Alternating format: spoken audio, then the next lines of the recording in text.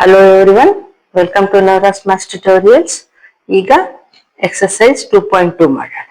Okay, ಅದರಲ್ಲಿ first one ಏನು ಕೊಟ್ಟಿದ್ದಾರೆ ನೋಡಿ, find the zeros of the following quadratic polynomials and verify the relationship between the zeros and coefficients ಅಂತ. Okay, ಅಂದ್ರೆ ಇದ್ರಲ್ಲಿ ಏನ್ ಫೈಂಡ್ ಔಟ್ ಮಾಡಕ್ ಹೇಳಿದ್ದಾರೆ, ಝೀರೋಸ್ ಫೈಂಡ್ ಔಟ್ ಮಾಡಿ ಅಂತ ಹೇಳಿದ್ದಾರೆ. ಈ ಕ್ವಾಡ್ರಾಟಿಕ್ ಇಕ್ವೇಶನ್ಸ್ ಕೊಟ್ಟಿದ್ದಾರೆ, quadratic polynomials and verify the relationship between the zeros and coefficients ಅಂತ. ಇದ್ರ ಬಗ್ಗೆ ನಾನು ಇಂಟ್ರೊಡಕ್ಷನ್ ನಲ್ಲೆಲ್ಲ ಹೇಳಿದ್ದೀನಿ, ಗೊತ್ತಿಲ್ಲ ಅಂದ್ರೆ ನೋಡ್ಕೊಂಡು ಬನ್ನಿ. ಈಗ ಮಾಡೋಣ ನೋಡಿ, ನಮ್ಗೆ ಸ್ವಲ್ಪ ರಿಕಾಲ್ ಮಾಡೋಣ ನೋಡಿ. ಸ್ಟ್ಯಾಂಡರ್ಡ್ ಫಾರ್ಮ್ ಏನಿದು? Standard form of a quadratic polynomial ax square plus bx plus c ಅಲ್ವಾ? ಇಲ್ಲಿ a coefficient of x square, b coefficient of x, c ಅಂದ್ರೆ ಕಾನ್ಸ್ಟೆಂಟ್ ಅಂತ ನಮ್ಗೆ ಗೊತ್ತು. ಈಗ ಸಮ್ ಆಫ್ ಝೀರೋಸ್, ಇಲ್ಲಿ 2 zeros ಬರ್ತವೆ ಕ್ವಾಡ್ರಾಟಿಕ್ ಪಾಲಿನಾಮಿಯಲ್ಸ್ ಅಲ್ಲಿ. ಸೊ ಸಮ್ ಆಫ್ ಝೀರೋಸ್ ಅಂದ್ರೆ alpha plus beta is equals to, ಇದಕ್ಕೊಂದು ಫಾರ್ಮುಲಾ ಇದೆ, by minus b upon a. Okay, ಇದು sum of zeros. X value ಏನ್ ಬರ್ತಾವಲ್ಲ ಅದನ್ನೇ ನಾವು ಝೀರೋಸ್ ಅಂತ ಕರಿತೀವಿ. Alpha plus beta is equals to minus b upon a. Minus b ಅಂದ್ರೆ ಇಲ್ಲಿ ಕೋಎಫಿಷಿಯಂಟ್ ಆಫ್ ಎಕ್ಸ್, ಎ ಅಂದ್ರೆ ಕೋಎಫಿಷಿಯಂಟ್ ಆಫ್ ಎಕ್ಸ್ ಸ್ಕ್ವೇರ್. ಅದೇ ರೀತಿ ಪ್ರಾಡಕ್ಟ್ ಆಫ್ ಝೀರೋಸ್ ಅಂದ್ರೆ ಕಾನ್ಸ್ಟೆಂಟ್ ಅಪಾನ್ ಎ ಅಂದ್ರೆ constant upon coefficient of X square. Okay, ಈಗ ಮಾಡೋಣ.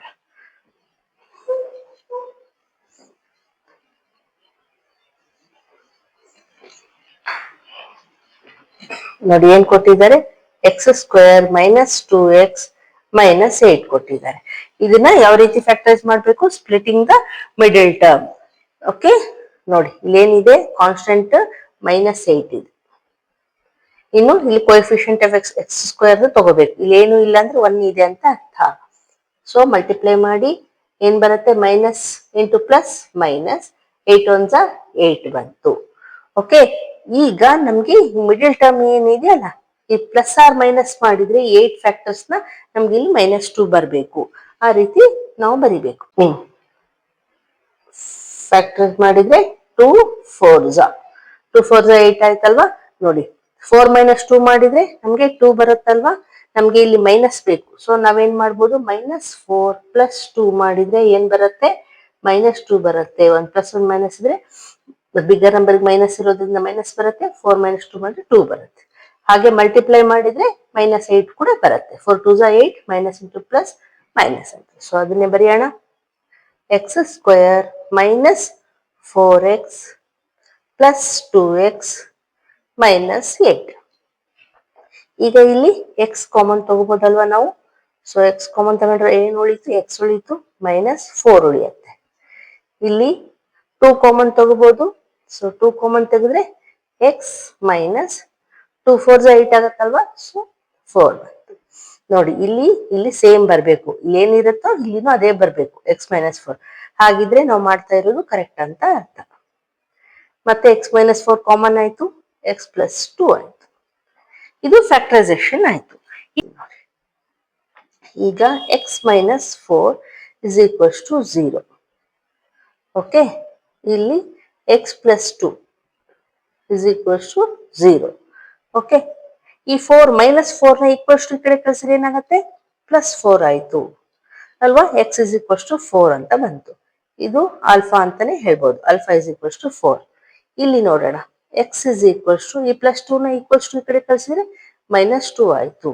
So ಇದೇನಾಯ್ತು, beta. Beta is equals to -2 ಆಯ್ತು.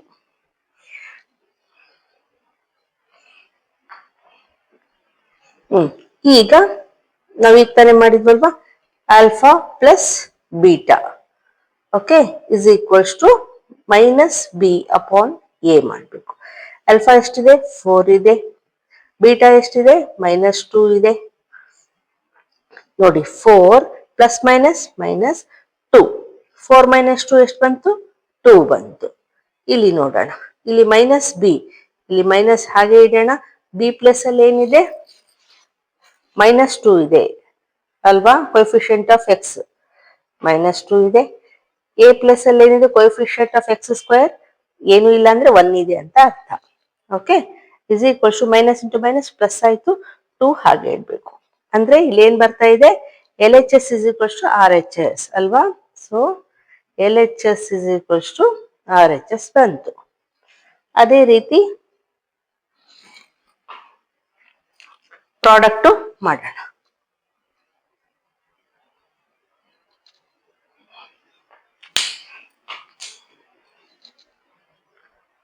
alpha into beta is equals to ಏನ್ formula, C upon A. Alpha ಏನಿದೆ 4 ಇದೆ, ಇಂಟು ಬೀಟಾ ಏನಿದೆ -2 ಇದೆ. 4 2s are 8 plus into minus minus. Okay, is equals to ಇಲ್ಲಿ ಸಿ ಅಂದ್ರೆ ಕಾನ್ಸ್ಟೆಂಟ್, ಕಾನ್ಸ್ಟೆಂಟ್ ಏನಿದೆ -8 ಇದೆ, ಅಪಾನ್ ಎ ಅಂದ್ರೆ ಕೋಎಫಿಷಿಯಂಟ್ ಆಫ್ ಎಕ್ಸ್ ಸ್ಕ್ವೇರ್ ಏನು ಇಲ್ಲ ಅಂದ್ರೆ 1 ಇದೆ ಅಂತ ಅರ್ಥ. ಓಕೆ, ಅದು ಡಿವೈಡ್ ಮಾಡಿದ್ರು ಸೇಮ್ ಬರುತ್ತೆ, ಅಂದ್ರೆ -8 ಬಂತು. ಇಲ್ಲಿ ಕೂಡ ಏನ್ ಬಂತು, L H S is equals to R H S ಅಲ್ವಾ. ನಾವು ವೆರಿಫೈ ಮಾಡಿದ್ರೆ ಎಲ್ಲ ಕರೆಕ್ಟ್ ಬಂತು. ಸೊ ನಾವೇನ್ ಹೇಳ್ಬೋದು, ವೆರಿಫೈಡ್. ಓಕೆ, ಅಂಡರ್ಸ್ಟ್ಯಾಂಡ್ ಆಯ್ತಾ. ಈಗ ನೆಕ್ಸ್ಟ್